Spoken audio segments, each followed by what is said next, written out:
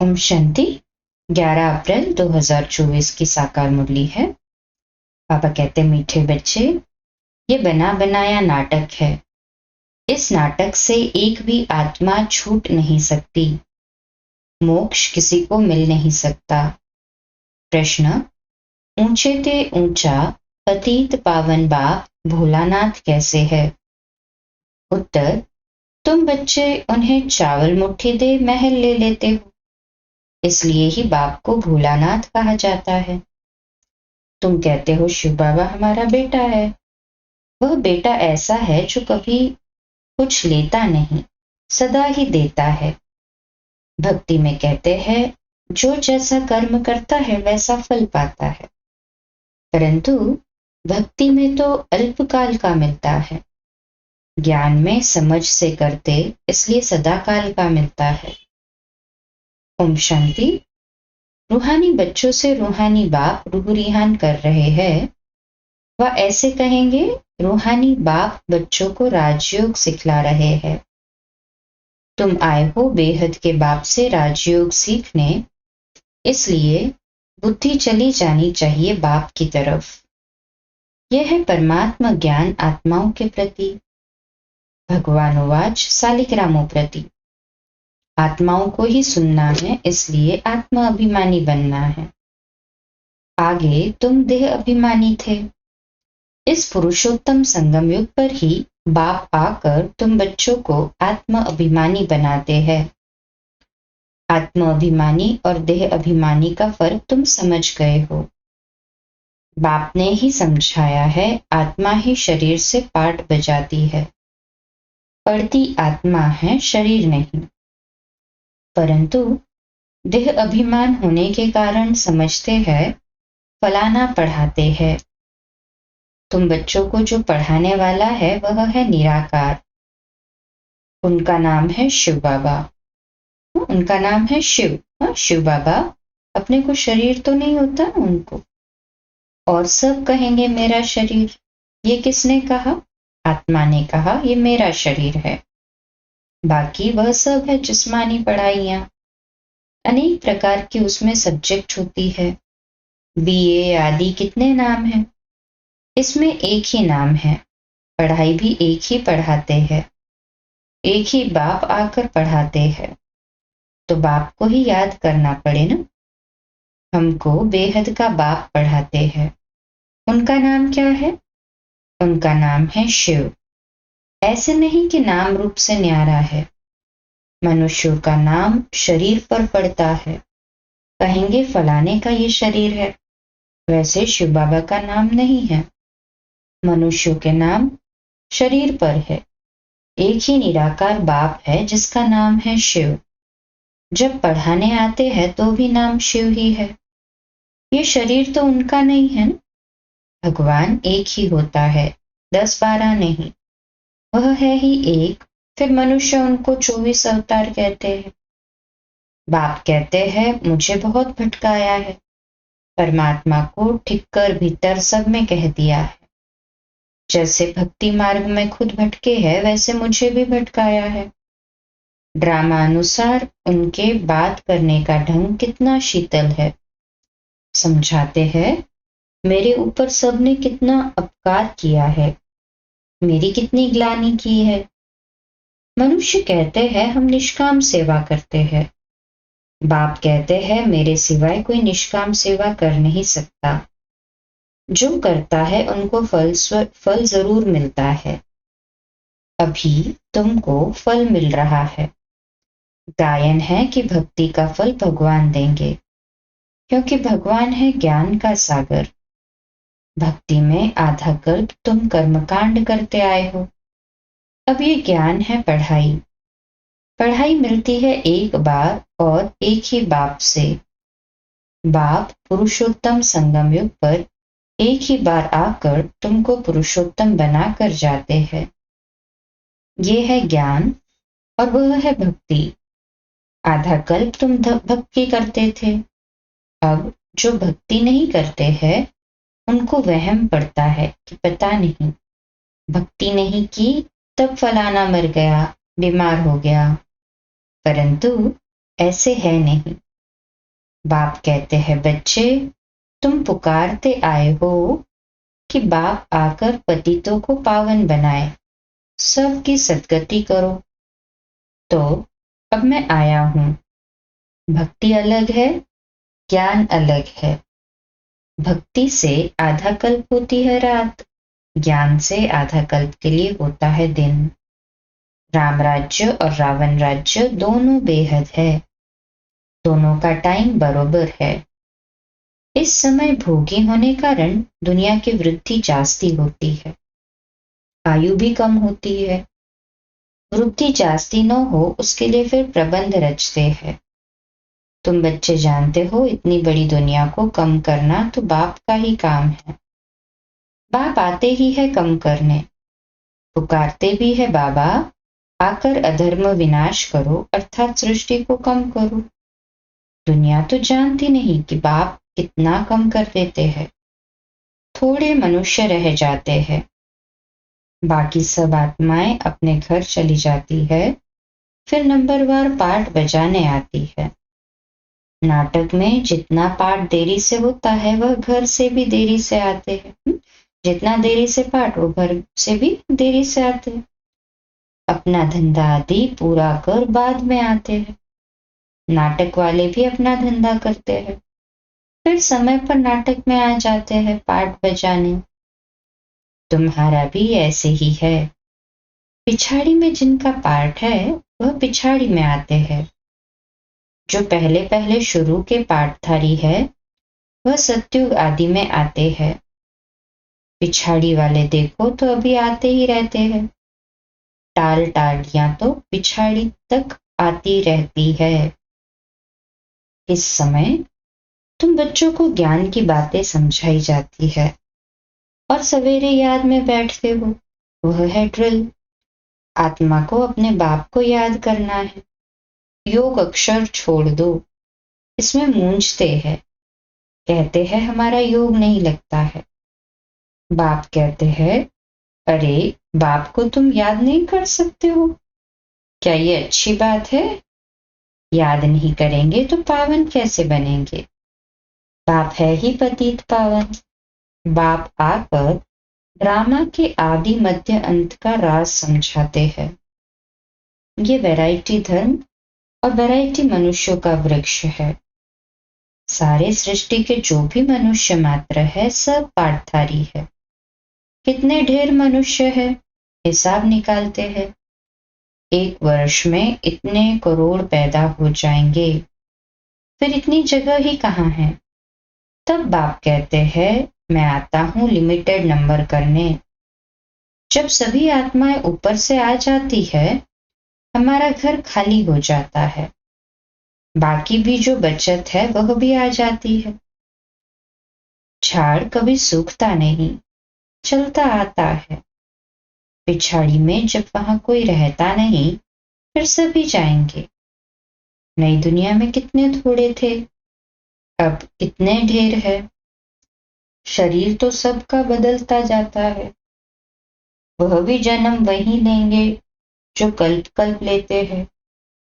ये world drama कैसे चलता है सिवाय बाप के कोई समझा न सके। बच्चों में भी नंबरवार पुरुषार्थ अनुसार समझते हैं। बेहद का नाटक कितना बड़ा है, कितनी समझने की बातें हैं। बेहद का बाप तो ज्ञान का सागर है, बाकी सब तो लिमिटेड है। वेद शास्त्र आदि कुछ बनाते हैं, जास्ती तो कुछ बनेगा नहीं। तुम लिखते जाओ, शुरू से लेकर तो कितनी लंबी चौड़ी गीता बन जाए। सब छपता जाए तो मकान से भी बड़ी गीता बन जाए। इसलिए बढ़ाई दी है, सागर को स्याही बना दो। फिर ये भी कह देते हैं कि चिड़ियों ने सागर को हप किया। तुम चिड़ियाएं हो, सारे ज्ञान सागर को हप कर रही हो। तुम अभी ब्राह्मण बने हो, तुमको अब ज्ञान मिला है। ज्ञान से तुम सब कुछ जान गए हो। कल कल तुम यहाँ पढ़ाई पढ़ते हो, उसमें कुछ कम जास्ती नहीं होना चाहिए। जितना जो पुरुषार्थ करते हैं उनकी उतनी प्रारब्ध बनती है। हर एक समझ सकते हैं हम कितना पुरुषार्थ कर कितना पद पाने के लायक बन रहे हैं। स्कूल में भी नंबरवार इम्तिहान पास करते हैं। सूर्यवंशी चंद्रवंशी दोनों बनते हैं। जो नापास होते हैं वह चंद्रवंशी बनते हैं। कोई जानते नहीं कि राम को बाण क्यों दिया है। मारामारी की हिस्ट्री बना दी है। इस समय है ही मारामारी। तुम जानते हो जो जैसा कर्म करते हैं उनको ऐसा फल मिलता है। जैसे कोई हॉस्पिटल बनाते हैं तो दूसरे जन्म में उनकी आयु बढ़ी और तंदुरुस्त होंगी। कोई धर्मशाला स्कूल बनाते हैं तो उनको आधा कल्प का सुख मिलता है। यहाँ बच्चे जब आते हैं तो बाबा पूछते हैं तुमको कितने बच्चे हैं, तो कहते हैं 3 लौकिक और 1 शिव बाबा, क्योंकि वह वर्षा देता भी है तो लेता भी है। हिसाब है। उनको लेने का कुछ है नहीं, वह तो दाता है। चावल मुट्ठी देकर तुम महल ले लेते हो, इसलिए भोलानाथ है। पतित पावन ज्ञान सागर है। अब बाप कहते हैं ये भक्ति के जो शास्त्र है उनका सार समझाता हूं। भक्ति का फल होता है आधा कल्प का। सन्यासी कहते हैं ये सुख काग विष्टा के समान है, इसलिए घर बार छोड़ जंगल में चले जाते हैं। कहते हैं हमको स्वर्ग के सुख नहीं चाहिए जो फिर नरक में आना पड़े, हमको मोक्ष चाहिए। परंतु ये याद रखो कि ये बेहद का नाटक है। इस नाटक से एक भी आत्मा छूट नहीं सकती। बना बनाया है। तब गाते हैं बनी बनाई बन रही। परंतु भक्ति मार्ग में चिंता करनी पड़ती है। जो कुछ पास किया है वह फिर होगा। 84 का चक्र तुम लगाते हो, ये कभी बंद नहीं होता है। बना बनाया है। इसमें तुम अपने पुरुषार्थ को उड़ा कैसे सकते हो? तुम्हारे कहने से तुम निकल नहीं सकते हो। मोक्ष को पाना, ज्योति ज्योत समाना, ब्रह्म में लीन होना, ये एक ही है। अनेक मते हैं, अनेक धर्म हैं। फिर कह देते हैं तुम्हारी गतमत तुम ही जानो। तुम्हारी श्रीमत से सद्गति मिलती है, सो तुम ही जानते हो। तुम जब आओ तब हम भी जाने और हम भी पावन बने। पढ़ाई पढ़े और हमारी सद्गति हो। जब सद्गति हो जाती है तो फिर कोई बुलाते ही नहीं है। इस समय सब के ऊपर दुखों के पहाड़ गिरने हैं। उन्हें नाहे खेल दिखाते हैं और गोवर्धन पहाड़ भी दिखाते हैं। अंगुली से पहाड़ उठाया। तुम इसका अर्थ जानते हो। तुम थोड़े से बच्चे इस दुखों के पहाड़ को हटाते हो, दुख भी सहन करते हो। तुमको वशीकरण मंत्र सभी को देना है। कहते हैं तुलसीदास चंदन घिसे, तिलक राजाई का तुमको मिलता है अपनी अपनी मेहनत से। तुम राजाई के लिए पढ़ रहे हो। राजयोग जिससे राजाई मिलती है वह पढ़ाने वाला एक ही बाप है। अब तुम घर में बैठे हो। ये दरबार नहीं है।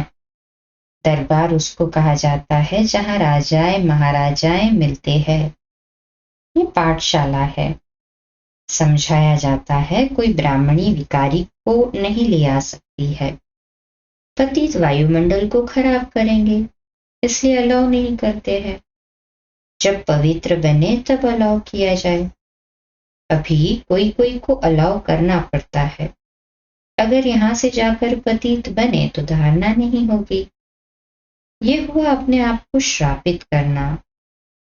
विकार है ही रावण की मत। राम की मत छोड़ रावण की मत से विकारी बन पत्थर बन पड़ते हैं। ऐसी गरुड़ पुराण में बहुत रोचक बातें लिखती है। बाप कहते हैं मनुष्य मनुष्य ही बनता है, जानवर आदि नहीं बनता। पढ़ाई में कोई अंधश्रद्धा की बात नहीं होती। तुम्हारी ये पढ़ाई है। स्टूडेंट पढ़कर पास होकर कमाते हैं। अच्छा, मीठे मीठे सिकिलदे बच्चों प्रति माता पिता बाप दादा का याद प्यार और गुड मॉर्निंग। रूहानी बाप की रूहानी बच्चों को नमस्ते। हम रूहानी बच्चों की रूहानी माता पिता बाप दादा को याद प्यार, गुड मॉर्निंग और नमस्ते। वाह बाबा वाह, शुक्रिया बाबा शुक्रिया। धारणा के लिए मुख्य सार।